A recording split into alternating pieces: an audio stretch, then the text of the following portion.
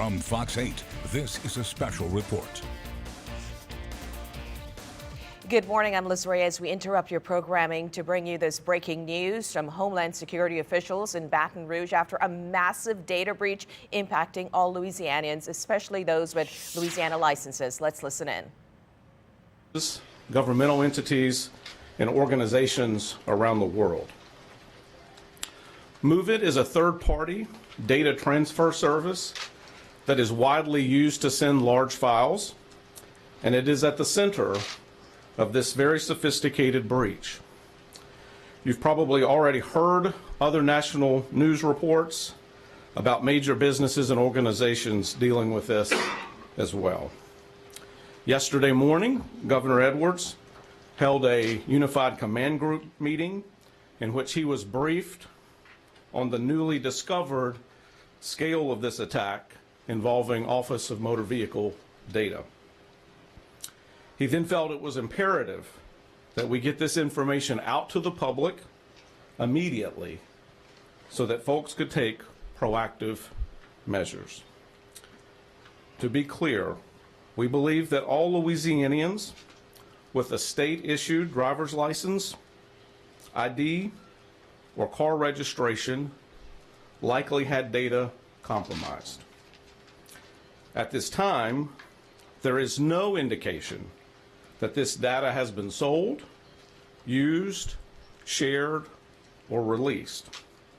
The state of Louisiana our data does not appear to be the focus of this attack. However, everyone should take this seriously and implement the protective measures that we published yesterday. And to recap, those measures include, most notably, freezing and monitoring your credit. We have posted on nextsteps.la.gov the numbers and web links for all three services, Experian, Equifax, and TransUnion. While we have no indication to believe that passwords were included, we know that passwords were not included in the data that was involved in this breach.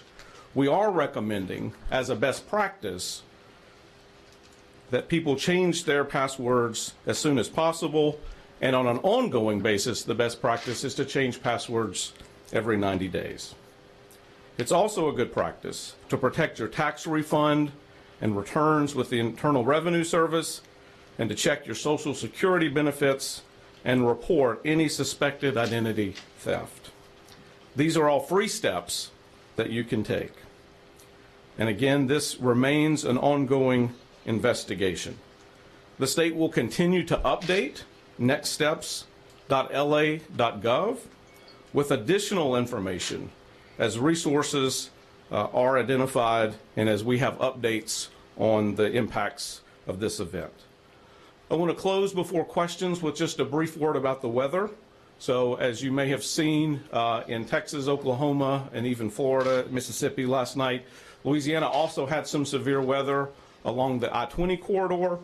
And so we've got some communities recovering from trees that may have been blown down, strong winds overnight, and a number of power outages. At this time, GOSEP is tracking about 180,000 power outages across North Louisiana, and we're remaining in contact with parishes in the impacted area to support them in any needs that they may have. And you're also aware that we are in hurricane season and that there is a storm out in the Atlantic, or system out in the Atlantic, that's being tracked by the National Hurricane Center. At this time, that poses no threat to Louisiana, but it's always a good reminder for people to be ready as we are in hurricane season. And with that, I will stop and be willing to answer some questions. Yes, sir. Are any other agencies besides MOVEit affected by the data breach? At this point, we have no reason to believe that data outside of what we've identified has been exposed. Certainly the scale of the data in the OMV data is so large as to involve most Louisianians, so that's the scope of what we're dealing with. Yes, sir. Can you say what type of measures are being put into place to protect citizens at other state agencies, at LDR, LDH, LDR obviously has people's bank account information. Is there additional stuff being done to make sure that those agencies aren't hacked? So we are looking at all of the potential systems that were involved with MOVEit. As soon as we were notified that there was an issue, protective measures went into place involving that software, and our investigation has revealed no other issues. Obviously, this is ongoing, and so we'll continue to work that and be looking at ways to ensure that for this or for other issues that we've got that data taken care of. Yes, sir. Is MOVEit now secure, or have we moved to another data transfer service? So I don't want to get into the day-to-day on that, but we have updated the software with all of the patches that the vendor has put out, and we are following and working with our federal partners, both CISA and FBI, on additional measures to take to ensure that that system is safe, and so we're tracking that very closely. Yes, ma'am. We know that people with state-issued IDs have been affected, but what about people who have previously had Louisiana driver's license or car registrations? Do we know if they're going to be affected by the breach? I can't answer that completely, but the scale of this would be that it would be wise to take protective action. Yes, sir. The governor said that he was briefed on this yesterday morning at 11 a.m., but a source tells us that his office actually knew about this about a week ago. Can you tell us when anybody in his office was first notified of these potential threats? So I don't want to get into the exact notification here. I think the important part is that we knew Wednesday night the scale of the data that was involved, and we met the next morning to walk through what that meant. Yes, ma'am. Can you talk more about freezing your credit? Do you recommend everyone use all 3 platforms to freeze their credit, and how long does this last? Can you talk more about what this really means and why you might be at risk if you don't do this? Yeah, so certainly everyone should utilize all 3 services in freezing their credit, and just follow the instructions on their website and the information that they have. We'll put some additional information on nextstepsla.gov about that, but all 3 services should be utilized. And the important thing there is that it doesn't keep someone from being able to utilize their own credit, but it ensures that should someone else try to access their credit, that they will be notified, and that's why it's important. It's a best practice at all times, but certainly in the scope of what we're dealing with here. Yes, ma'am. Can you estimate or just quantify exactly how many people have been compromised with the breach?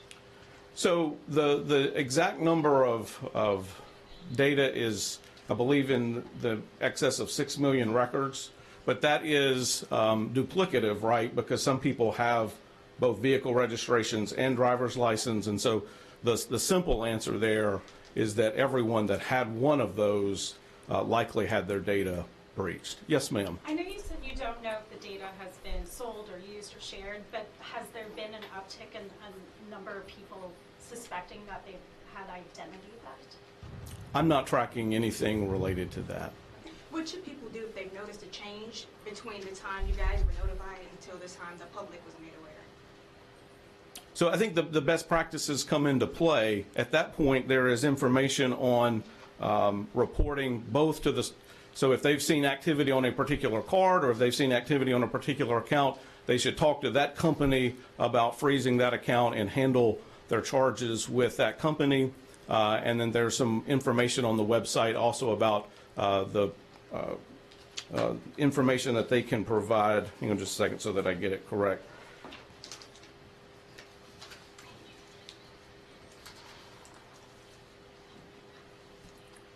With the Federal Trade Commission on identitytheft.gov. So, and all of that will be put on our website as well. Yes, sir. Is this a worst case scenario for Louisiana? And if not, like, what are you guys doing to make sure that this doesn't happen again? So I don't want to get into how bad could bad be. I think it's serious when we're talking about all Louisianans that have one of these IDs that potentially have their data. I think what we've seen is the scope of this doesn't just involve governmental entities, and so that's going to be something that continues to evolve. Yes, sir. Last question. Y'all have put out, a great list of resources for people individually to steps to take to react to this. But I guess, on kind of a system level, this is hardly the first time this has happened. It continues to happen. Is the state prepared, and what's holding us back from, stopping this from happening repeatedly? Yeah, I think in terms of the scope of this one, it's going to be clear that Louisiana is not the focus of this. This was an issue with a vendor that's widely utilized and across both government and non-government and private sector. I think the team that we have that was able to investigate and figure out what the limits of the breach were and act as quickly as we did in terms of identifying what data was in place and then notifying the public as soon as we knew that shows the team that we have and the experience that we have in this space. Thank you all very much.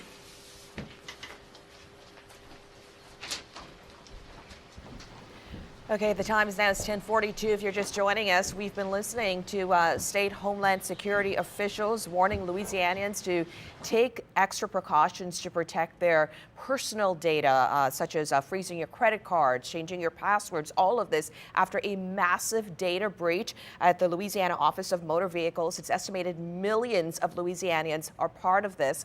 They do not believe other agencies have been impacted, but they've posted on the state Homeland Security site steps that you should be taking right now. We're going to have much more on this developing story as this impacts everyone with a state-issued license.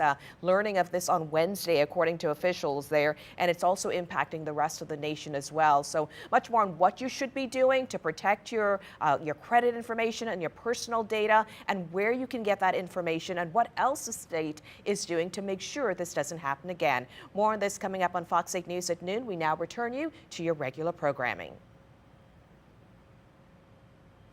Thank you. Thank you.